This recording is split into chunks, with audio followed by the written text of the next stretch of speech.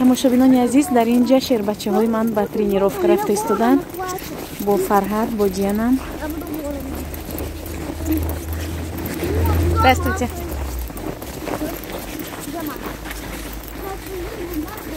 Писарбачаҳоро бояд ба варзиш вобаста кунед. Амин вақте ки ба кружокҳои варзиш мераванд, ба корҳои беҳуда вақташон намемонад.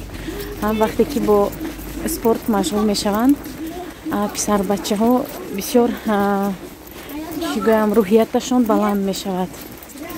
Ҳама тарафа тарбияи хуб мегиранд. Тамошобинони азиз, дар ин ҷо мехостам закази имрӯзамро аз Валберис ба шумо абзор кунам. 2 дона аз анаин хел кукуруз заказ карда. Анамин Global беҳад кукурузи фирмаи Naz аст. 49 рубли. Ва баъдан аз анаин каша, рисовый каша молочный Heinz 99 рубли заказ кардам. Дар магнит бошад. 129 ёки 130 рубл аст дар магнит ва дар пятерка 100 рубл қиматтар аст. Дар Валберис бошад ҳозир беҳад кибер аксияҳои калон рафта истодааст. 1 дона заказ кардам аз ин. Ва баъдан аз ҳамин фирмаи Novasvit 2 намуд гел для умывания, гел барои шуштани дасту рӯй заказ кардам. Шуштани рӯй аниқтараш ва пилинг заказ кардам.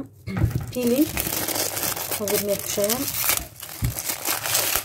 Пилинг ин хар боварӣ дорам ки бисёриҳо медонед, бисёри вонувон катбонуҳои мо медонанд пилинг чист. Гиалуроновая пилинг скатка. Пилинг скатка ин ҳозир ман ба дастам мешакам, нишон метиҳам. Ин ба дастони ман аҳамият надиҳед. Зард шудагӣ ин аз сабаби хнаро ман бе перчатка ҳамин хел тайёр кардагӣ будам, ба мӯйҳоям шакидагӣ будам, аз ҳамин сабаб зард шудагӣ. Ҳоло бошад пилинг скатка ана ҳамин хел барои ана ҳамин хел мешакед ва ана инро бинед.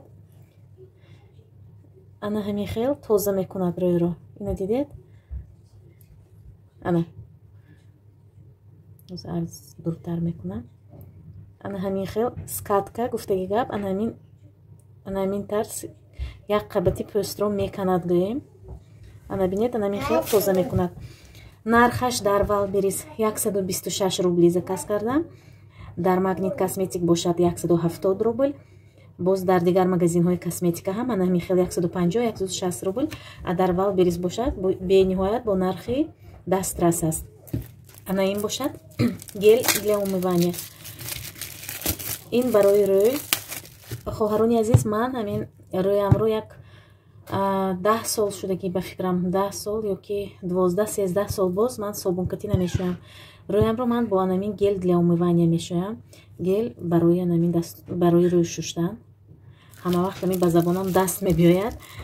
Улучшенная сверхмягкая формула. Боз дар таркибаш коллаген, гиалуроновая кислота ва коллаген дорад. Коллаген ин чизест ки баъди си ҳамин бисёр чизи зарурӣ барои таркиби пӯсти зан аст.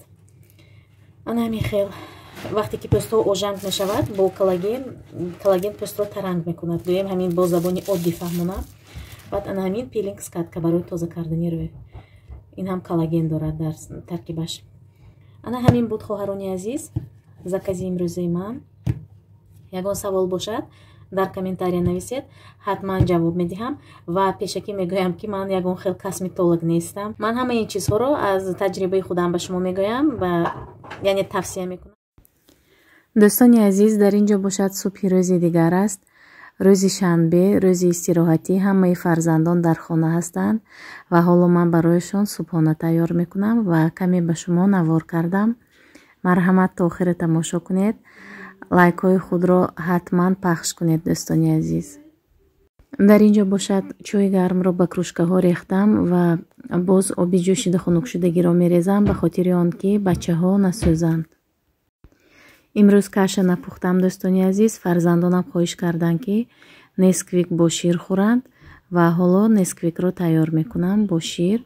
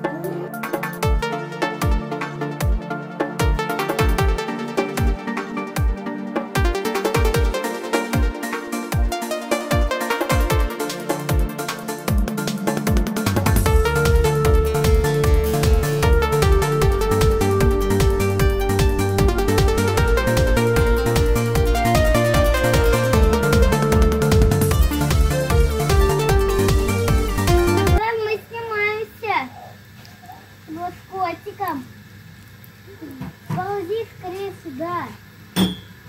Ребята, всем привет. Вы нашли котика. Я еще был дома. Играл. Нашел рыбаку. тамошобинони азиз, ассалому алайкум як бори дигар. Хуш омадед ба канали мо. ана ин барфро бинед. барфе ки дар мультфилмҳо нишон медиҳад, ҳамон хел барф. ман ба почта рафта истодам аз таҷи аминка барои 23 феврал, барои 8 март падарка заказ кардагӣ будам. ҳамон чизҳоро равон кардааст. ҳозир мегирам ва ба шумо абзор мекунам. бисёр ба ман писанд омад ҳамин чизҳое ки таҷи аминка, яъне номи худашон фирӯза аст, реклама мекунанд, нишон медиҳанд дар каналашон. ҳамон чизҳо бисёр ба ман писанд омад. сифаташон ҳам хуб аст. ҳам барои 23 феврал падарка, барои 8 март занон, яъне ба хоҳарам, ба модарам тӯҳфа кардан бисёр чизҳои хуб будааст. ба ҳамин хотир заказ кардам. Да, тамошобино, ман аз почта омадам. ҳозир бачаҳо бозӣ доранд. Там котик в сарай побежал нас. ана ин беседкаи мо, тамошобино. Тобистон чӣ хел беседкаи зебои хушрӯй буд. ҳозир бинед чӣ аҳвол. хайр, ҳеҷ гап не. Тобистон шавад, боз фасон мекунем, уборка мекунем. Где Маша, это котик? Мама, он в сарай забежал. Хасан его... Да, Хасан откусил? Нет, отпустил. А. Он в сарай забежал. Понятно. Да, просто я случайно его отпустила. Ну ладно. Зато ему мама там... Фархат, идем. Фархат. Да он открывает котик. Его новый домик там на площадке. Маленький домик. Мам, он сейчас достанет котика? А у тебя есть телефон? Нет.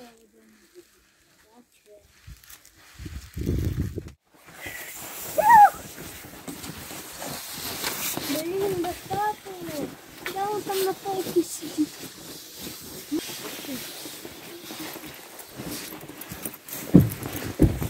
Окей, пообедаем. Только конфету не с чаем. Тут у нее конфету в доме. Леня, Ну да, нет. Мы папа... ножки подметаем. Я думала, это подметать. тамошобинони азиз, ҳоло посилкаро мекушоем.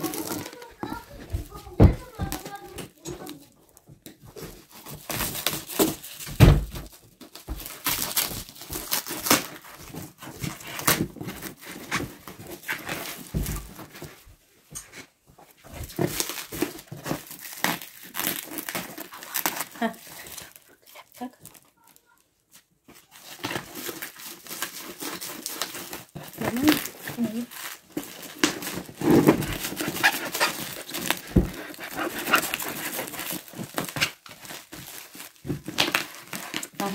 Корби тестера бел.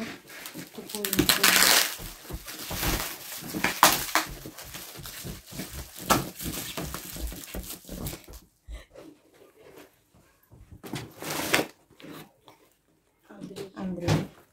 Егор. Она тамошобино.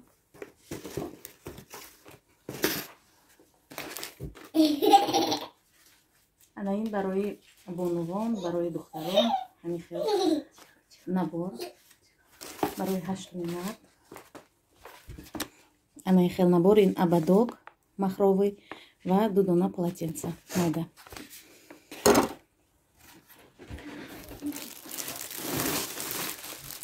ана боз ин як намуди дигар полотенчики махровый бо гул. гул намедонам ки чӣ бошад, ҳозир мебинем. барои 8 март.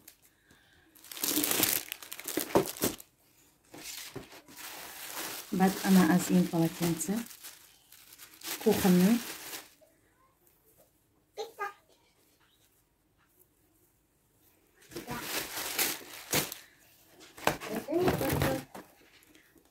ана хоҳарони азиз, барои 8 март бениҳоят упаковкаи зебо.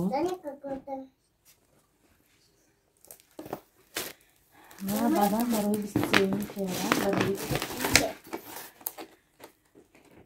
мужской набор барои мардако, ана ремень ва румолча ва полотенчики майда. С Днем защитника Отечества.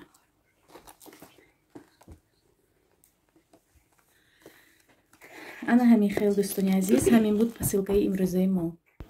дӯстони азиз, ҳамин буд влоги имрӯзаи мо. То наворҳои оянда, худо нигаҳбони мову шумо бошад.